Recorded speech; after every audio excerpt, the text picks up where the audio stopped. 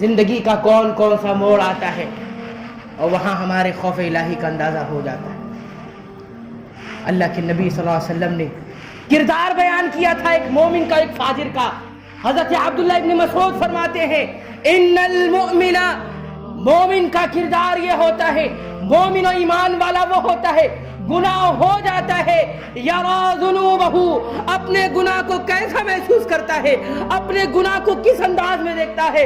فرمایا ان المؤمن یرا ذنوبہ، مومن گناہ کرنے کے بعد دیکھتا ہے کأنہ قاعد تحت جبال، میں ایک پہاڑ کے نیچے کھڑا ہوں، میں ایک پہاڑ کے نیچے کھڑا ہوں، یخاف ان یقع علی، اور ایسا لگتا ہے کہ کہیں پہاڑ یہ مجھ پر گر نہ جائے۔ یہ مومن کا کردار ہوتا ہے۔ آج نمازیں نہیں پڑھی جا رہی، دل میں کوئی احساس نہیں ہے، پورا ہفتے نماز کو چھوڑ کر بیٹھے ہیں، کہا جاتا ہے پڑھ لیجئے نماز، ہاں پھر شروع کریں گے اللہ اکبر۔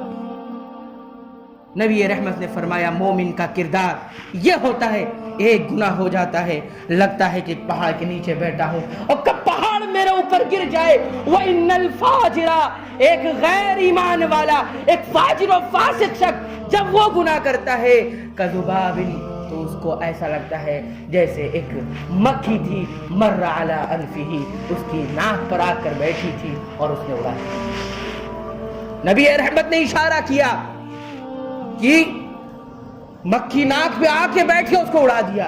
یہ ہمارا معاملہ ہے، ہم نے اپنے آپ کو خوش کرنے کے لیے، دنیا والوں کو دکھانے کے لیے اس رب کو ناراض کیا، اس رب کے خوف کو بھی اپنی زندگیوں سے نکالا کہ نہیں نکالا؟ ہے یا نہیں ہماری ایسی زندگی؟ سب کچھ ہے ہمارے پاس، خوف الہی نہیں ہے۔ اور یاد رکھیں جب تک یہ خوف الہی پیدا نہیں ہوگا، یہ رب کا خوف نہیں پیدا ہوگا، ان آنکھوں سے آنسو اس رب کے خوف سے نہیں نکلیں گے۔ یاد رکھنا، ہزاروں جمعہ تم سن لو گے، ہزاروں دروس میں بیٹھ جاؤ گے، علم کی مجلسیں لگا لو گے، مدارس مکاتب قائم کر لو گے، لیکن جب تک یہ خوف الہی پیدا نہیں ہوگا تمہارے سماج کو سدھارنے کے لیے فرشتے نہیں اتریں گے۔